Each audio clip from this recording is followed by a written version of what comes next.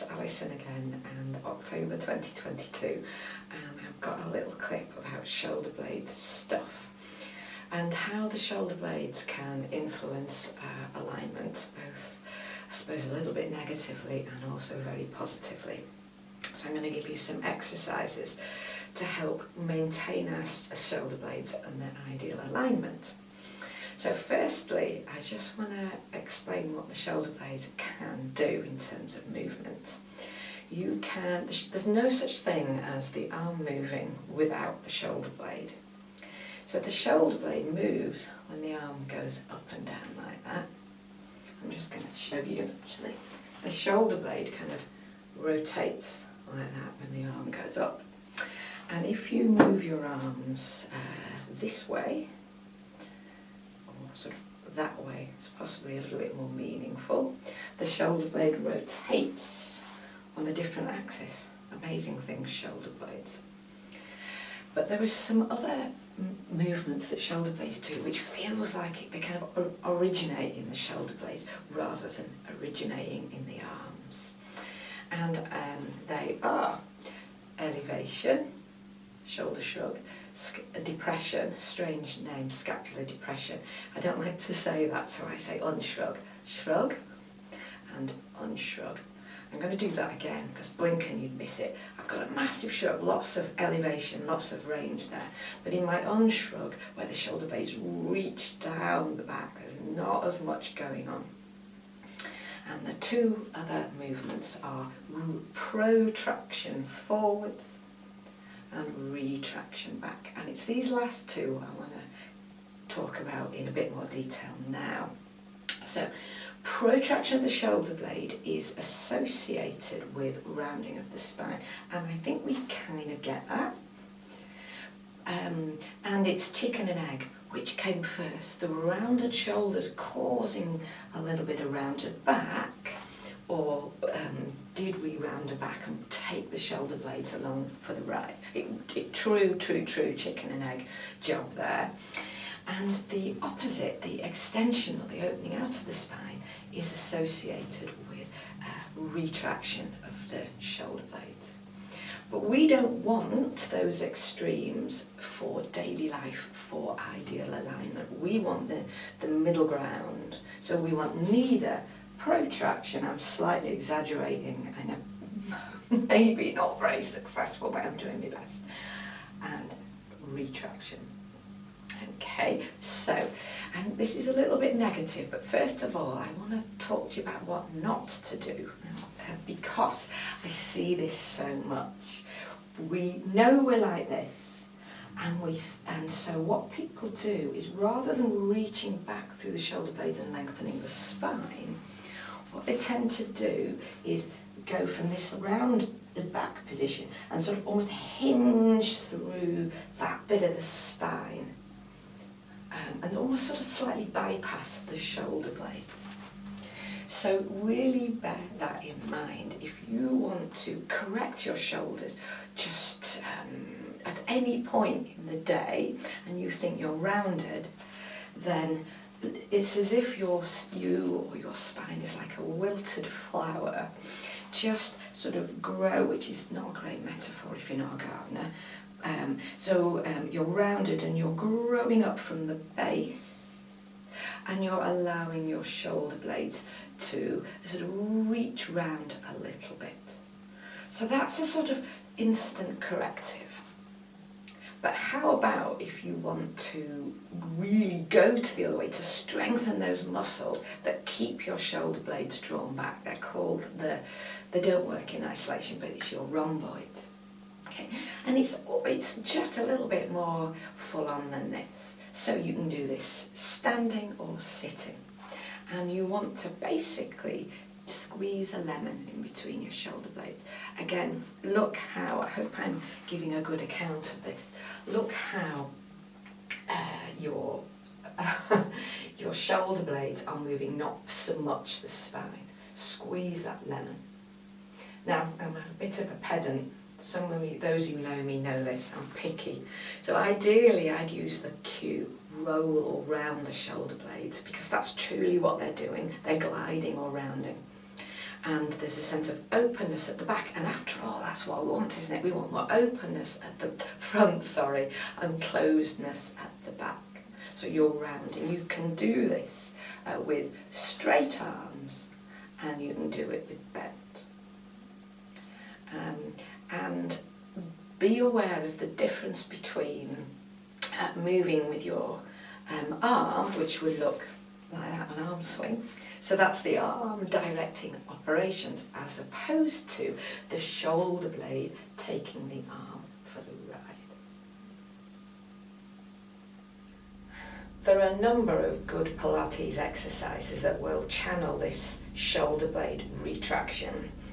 A couple of my favourites are the lying on your tummy ones. There's dart, there's airplane, and a more, I don't mean that. There's dart and there's scarecrow, and the really super advanced dart meets scarecrow, which is airplane.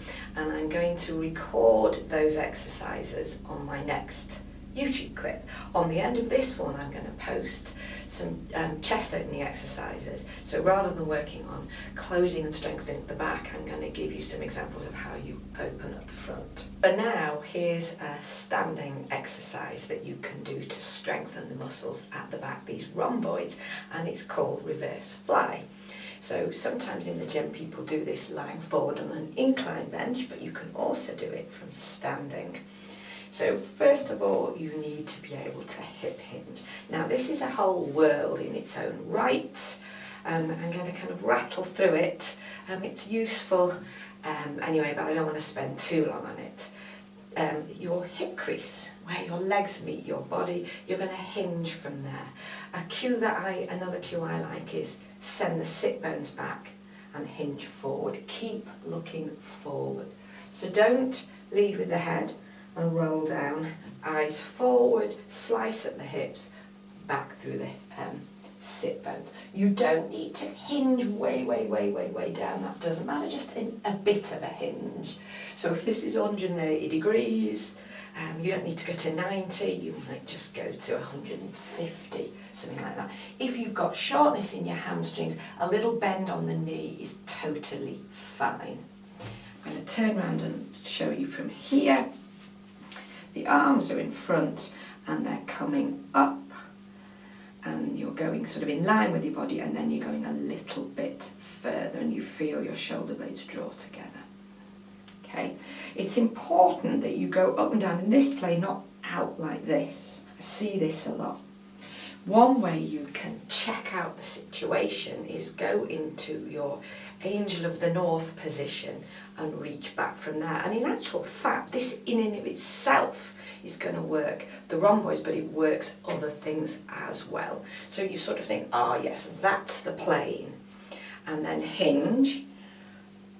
I prefer to work with a slight bend on my knee, and then I know I'm not hanging off my stretchy hamstring, stretchy back of the leg, and then go up.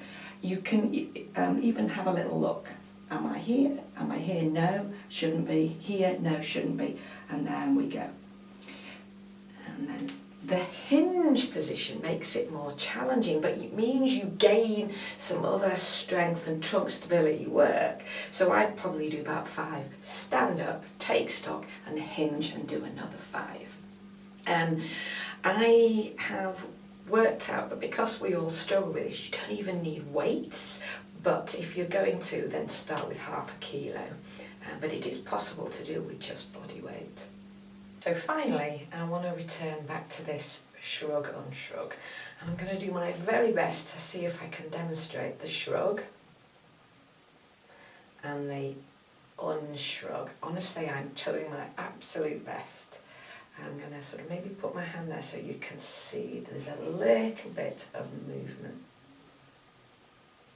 What you might also detect is that the shrug tends to sort of slightly be associated with protraction, and retraction is slightly associated with the unshrug, the scapular depression. Anyway, this shrug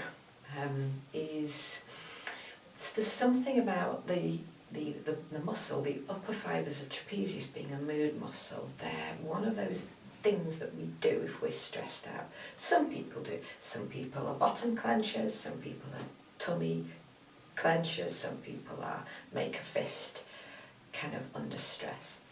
So the reason I'm pointing that out is because sometimes one of the solutions for us getting the shoulders out of the ears is a sort of a conscious awareness and thinking. Maybe is when you're on the bus or in the car or just walking, can I relax, melt, allow my shoulder blades to draw out of my ears? You don't even need to consciously pin down, it's just a sort of detensing, melting, relaxing, releasing thing that you need to do. But I will give you an exercise that directly strengthens the opposite fibres. Upper traps, scapular depression, lower, I don't know if you can see that, lower trapezius, the lower fibres of trapezius. So it's called the Dyna Band Y-Raise. Sadly, you need 2 Dyna bands. It is possible to do with one. It's just not quite as efficient, but it is possible. Pilates exercises that work upper traps, lower traps, they don't directly, but indirectly, if you're in all fours and adding load, so in a plank or a press up, or even on a more gentle level, bird dog, so the all four arm leg reach, those exercises, inverted V from all fours as well, sometimes known as, often people call it dog pose, they use the yoga name.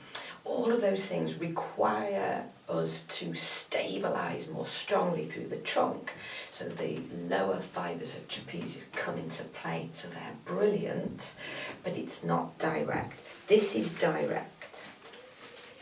So you're putting your band underneath your feet to block it off, and then you're going to make a cross, and then put your, as if you're thumbing a left, and your hands and your elbows are at shoulder height, and then you're going out into a much more obvious Y, and then you come back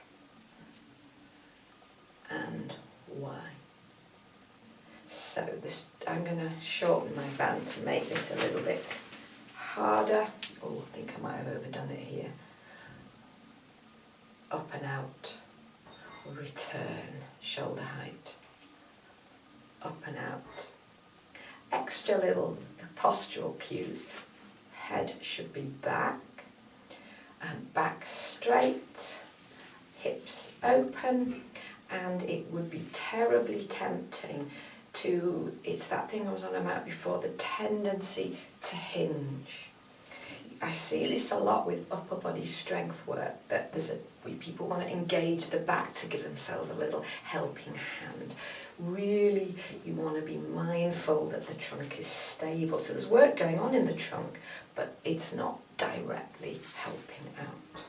So, just so that you know, you can do one arm at a time. It's just a little bit less efficient, but it is perfectly possible. So how about 2 sets of 10 to 12 reps, always with breathing, no breath holding. And that's it. Dyna Band Y-Raise. And that's it for the clip too. Thank you for listening, and I'll see you next time for Pilates Dart and Scarecrow. Cheerio. Hi there. I do hope you found this clip useful. We've got plenty more on the site, and for now I've suggested another one for you to watch. If you want to know more about what we do in Leeds, then do visit the website at pilates-leeds.com, and right now you can subscribe to the YouTube channel, and we can do this all again next month. Cheerio!